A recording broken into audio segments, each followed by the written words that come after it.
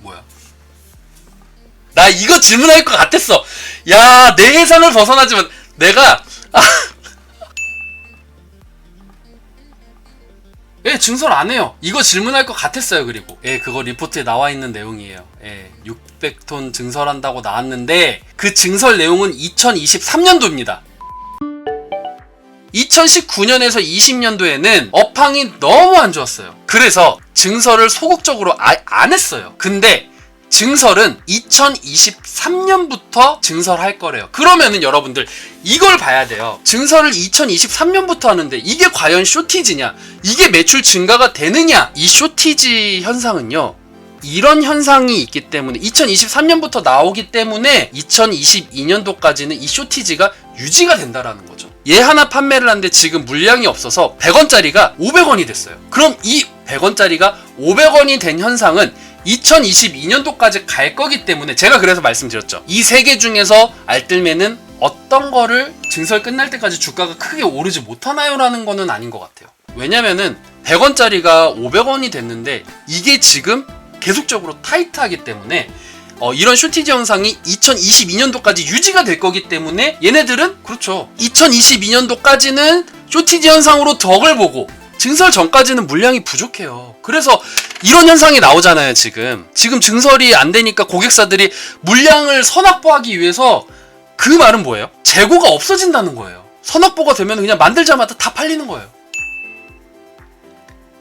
아니죠. 이거를 먼저 보여드릴게요. 이거 보면은 좀 도움이 되실려나 모르겠네요. 상승률이 2022년도는 11% 올라가요. 만약에 홈런님 말씀처럼 지금 이 쇼티지 현상 때문에 그러면은 얘네들은 매출이 없겠네요 라고 생각할 수도 있어요. 왜냐면은 만들 수 있는 양은 제한적이기 때문에. 근데 말씀드렸잖아요. 쇼티지 현상 때문에 매출이 안 늘어난다고 하면 이 숫자는 나올 수가 없어요. 2021년도에서 2022년도는 영업이익에 대한, 매출액에 대한 상승률이 0%가 나와야 돼요. 근데 그게 아니잖아요. 많은 전문가님들, 그러니까 제가 말씀드렸죠. 리포트를 볼 때는요, 한 애널리스트가 그냥 이거 하나만 하면은 의심을 해라, 하나밖에 없고 막 이러면은, 다양한 애널리스트 분들께서 리포트를 만들어 주셨는데 그 평균 수치가 이렇게 나온다라는 거죠. 뭐 말씀하신 질문에 대한 해답은 되셨을 거라고 생각을 해요, 저는. 그래서 모바일뿐만 아니라 유럽의 전기차 시장도 확대가 되고 배터리에 대한 PI 필름 수요가 증가가 되기 때문에 뭐 이번 연도 YY는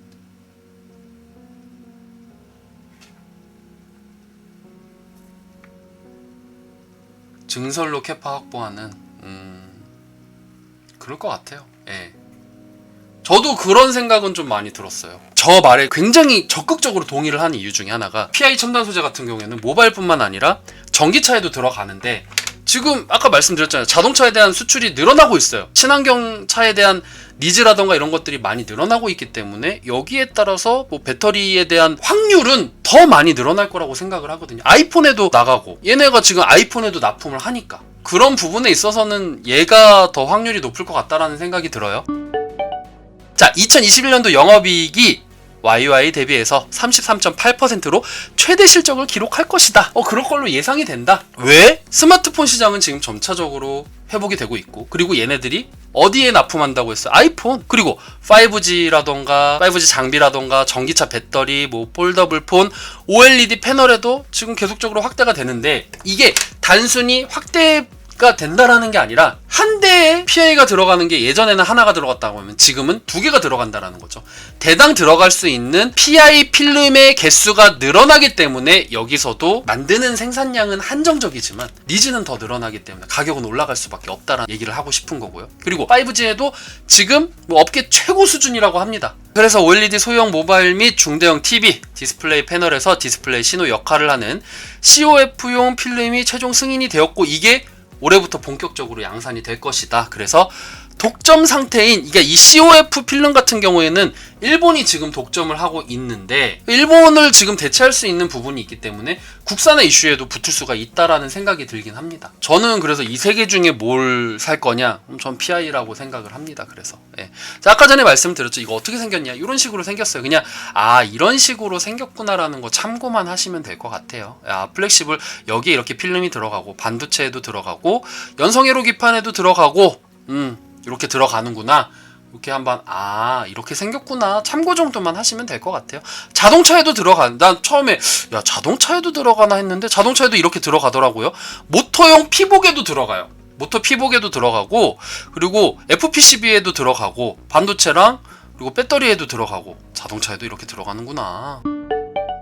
영업이익과 매출액에 대한 상승률 같이 보도록 할게요. 매출액 같은 경우에는 2021년도 대비해서 2022년도가 11% 상승을 할 것이다 예측이 나왔고요.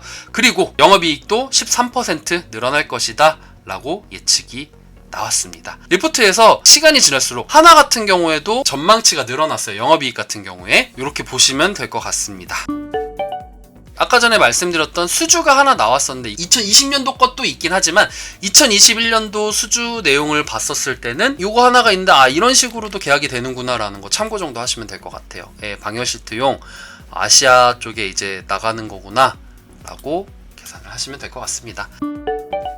그래서 이제 적정 주가 한번 보도록 할게요. EPS가 1421이었고요. 4월 1일 기준으로 해서. 그래서 업종 PR이 272.28이더라고요. 꽤 높았어요. 그래서 요거를 이제 곱하면은 386,910원이 나오더라고요. 그래서 이거 왜 이렇게 많이 나오지? 라고 생각을 했지만 이 업종 PER 기준으로 곱했을 때는 이 주가가 지금은 싸다라고 얘기를 하고 싶고, 그리고 이제 여기 업종 비교에 나오는 얘를 곱하게 되면은 상대적으로 차이는 많이 나진 않았어요.